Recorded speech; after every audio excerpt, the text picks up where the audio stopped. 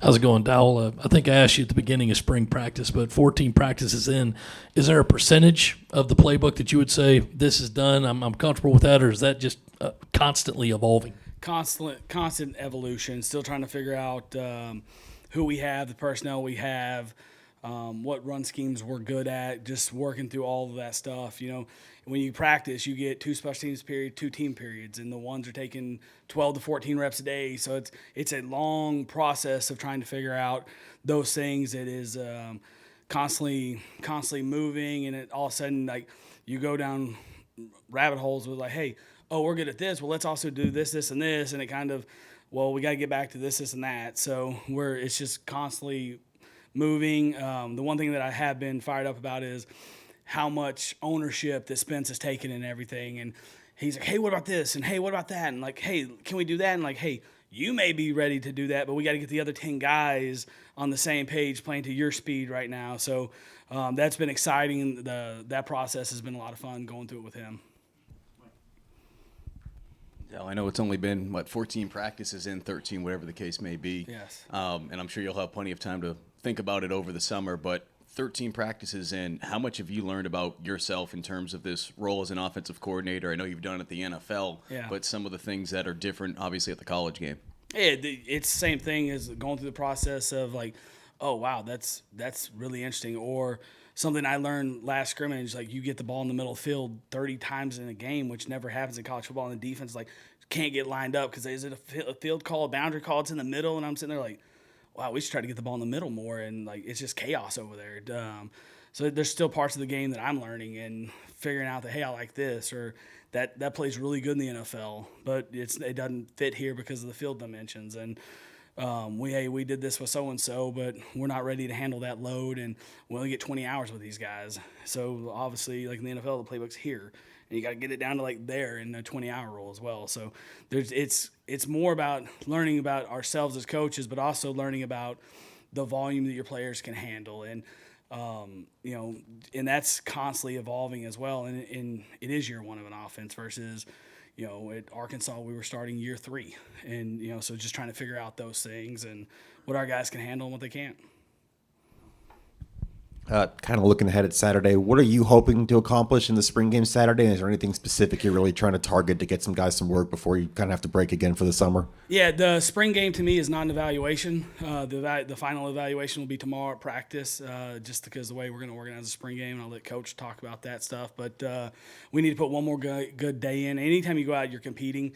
But to me, the next biggest day for us is getting the tape corrected from today, see where we're at, and then having the next practice and opposed to the spring game. Dell, you mentioned Spencer and kind of taking that ownership. Is there anything you've seen? I guess I know it's a short time period, but in the time working with him, is there anything that's maybe surprised you, or something new you've learned in that time about him that maybe you didn't expect or didn't know about when you first got here and evaluating him? I didn't have much of a background on him, just because I don't know a whole lot of people in college football. I spent my whole career in the National Football League, but I was able to talk to scouts and general managers and, hey, what is he? And the thing I kept hearing was how talented he is. The thing, I'm going to go back to what I said earlier, was what I've really appreciated and enjoyed the process of is like how he kind of embraced it. I need to learn some things, and there's carryover and there's new stuff, and trying to figure out this and what he's comfortable with now. And it's like, hey, like he'll stop me on the middle of the field, but hey, can we do this? I'm like, you can you're an artist, not a blacksmith. Paint the canvas however you want to paint it. Like, yes, but you got to make sure the protection ties into the route and the route ties into the protection. And you got to get the other 10 guys on the same page. And just to see him kind of his knowledge grow that way, or his thirst for knowledge grow that way. And I think sometimes that happens when ownership is given to someone, then all of a sudden they take it as it's theirs. And you're not just running, hey, here's Dowell's playbook and here's the coaching staff's playbook and we're going to go run it. Well, we have a blank canvas and we can make it whatever we want. So I've been really fired up about that with him, to see his kind of curiosity and hunger to have more of a say and more involvement in doing stuff, which has been really cool to watch. Dowell, when you took over as offensive coordinator, you and Coach Beamer both talked about streamlining this offense. How has that gone through spring practice? And when you say streamline, what does that necessarily look like from the outside? Well, I don't know if you see it from the outside. I think you see a team that looks well prepared and organized, and you eliminate the plays that lose games, the false starts, the turnovers, the sacks, not being on the same page in protection, not having free hitters in the run game. That process is still going on. We've learned a lot in 13 days, and there's still a lot to go. There's a whole summer. Like this process just doesn't start or stop after tomorrow's practice or after the spring game. Then we transition in the summer, and now we have 15 days of data to kind of figure, okay, you go back and you watch cut-ups, and you say, hey, what were we good at? Hey, this surprised me that this cut-up looked better than that cut-up, or I thought we were better than this, and you get to go back and study it all, and you kind of reassess everything. And then you start building, okay, this is what we started with. Like your playbook starts here and then starts to get to there when you figure out what you're really good at. And then you figure out, okay, who are our best 11? And do we have different packages to get, if you have 15 really good players, like do we have packages so those other 4 to 5 guys that aren't in the huddle, that we have a package for those players as well. So that's when streamlining starts. And we're still in the evaluation process, and we will start that. You get a grasp of that amount of time of like, hey, who are your best 5 offensive linemen? You might have 8 good offensive linemen that are ready to play right now, but who are the five best? And streamlining some of that stuff means like, okay, like let's get creative in how we play these guys, and let's make sure that he's just not a right guard. He's just not a right tackle. You create position flexibility because you have to see the weakness of a roster before it comes a weakness. And all of a sudden you take one piece away because injuries happen, or maybe this guy is he's not ready to play, but in 6 weeks he might be after a summer and after a training camp. And so like it's constantly growing that way. Dowell, you've said the spring game is not an evaluation. That said, will there be an emphasis to try to get some of the younger guys out there and play? Every time you go on, every day is an interview. Every day you go on there. So I probably misstated that a little bit. Like, I'm not using this to evaluate the quarterbacks. Like, they need to go out and play well and play to the standard and execute the offense in a certain way. Obviously, it's on TV. I believe it's on TV. It's on TV. It's open. Like, we're not going to do a lot. Like, we're not going to show a lot. It's going to be vanilla ice cream, which is my favorite ice cream, but it's going to be boring. And you guys all know it's going to be boring. And we're going to try to create some excitement with some plays and give guys opportunities. But you're not going to see schematically a lot of stuff. It's like preseason 4 in the NFL. Like the starting quarterback plays one series, he's got a baseball hat on, he's joking around the whole time, eating hot dogs and talking to the backups and helping them get ready. So that's kind of every time we step out there, there's a seriousness because you're playing a game that is very violent, dangerous. And every time you step on the court or the field, like you're expected to compete at a very high level, but it's going to be vanilla offensively. Yeah, you've seen them play a couple of scrimmages now. I mean, from scrimmage 1 to scrimmage 2, were there any like major improvements you noticed, and kind of what are you looking to see on Saturday from that perspective? Yeah, I thought from the skill guy position we took a step in the scrimmage 1 to 2. I didn't like the way we ran the ball in the second scrimmage. We have a long way to go that way as far as that goes, and I would probably say we took a step back, to be completely honest, but. It's the part of the process of trying to figure out who the 5 best offensive linemen are, what schemes we're good at. We know we have a quarterback. We know a couple of, 4 or 5 of the wide receivers of what they are. Obviously, the tight ends have a great feel for those guys because one of them I coached, and we've been able to do some stuff. So every scrimmage is like it's the only way to get better at football is to play football, and you learn so much about everyone when you just put the ball down and play. It's the ultimate. It's like why the NFL has 4 preseason games, because if it's just practice, it's hard to evaluate because you know each other. You know who's got strengths and weaknesses. You know what your defense does. They know what you do. They know when you do this formation or that motion. Like it's 1 or 2 or 3 plays coming, and that's why in the NFL we go practice against other teams. It's because we want to feel differently and get a better evaluation. So those scrimmages are so valuable. When, like I said, I think from a skill standpoint, we took a step forward.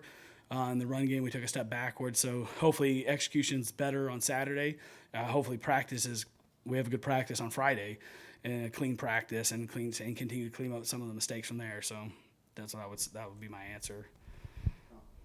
Dowell, you've mentioned the run game, and I know it's going to constantly evolve, but what do you feel like this team has the ability to do well in the run game, and what's maybe the next step forward as you look ahead?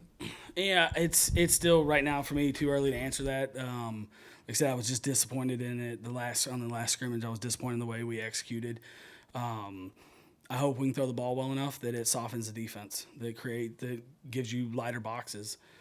Because obviously I do know what we have at receiver, and I do know what we have at quarterback, and I'm still learning in the run game. I'm still learning up front what we are and who we are. Coming into the spring, you had a lot of film on Spencer, a little bit on Luke, and really not so much on the other guys. Yep. Now that you've seen the other guys a lot, what can you share about that group? Well, it's still I haven't seen them a lot. We have 6 scholarship quarterbacks and probably 28 reps a day, and we're trying to get 2 or 3 of them, with 2 of them for sure, the one like Luke and Spence, ready for a season, try to figure them out. And the other guys have been sprinkled in, and they're working really hard, and they're been really unselfish and not complaining about reps. And it would be natural for them to to complain about reps because they're not getting a lot of them. But you create your own reps. That's our message to them: is you create your own reps, win a scrimmage, and if you go 3 and out, then the message is convert, make a play. Like you make a play, you get another set of downs. Like you create your own reps. If you go 3 and out, then you get 3 reps. The next guy's going in. So, like I said, I think we have a good feel. I know I have a good feel for the 1 and the 2 right now with the 2 guys that start at the top of the depth chart with Spence and Luke, and still learning on the other 4 guys. You mentioned NFL preseason week 4. You mentioned playing other teams. That's something Shane Beamer's talked about. Would you want to see in college football the ability to play other teams in the spring or maybe a preseason type thing in August? I'm going to let the head coaches talk about that. That's way over my pay grade. Dowell, going back to Luke, is the importance of being able to have a backup quarterback that you can trust, especially if a situation were to arise. What are some of the things that you notice outside of obviously the experience, which plays a big part, that has allowed him to really show you things that allow you to have that trust in him at this point? I think he's a great teammate, number one. I think I've probably mentioned that to you guys before in here. Unbelievable teammate, unbelievable leader. He has a charisma and a passion about him about work. He brings an attitude, a great attitude every day. Football is important to him. His teammates are important to him.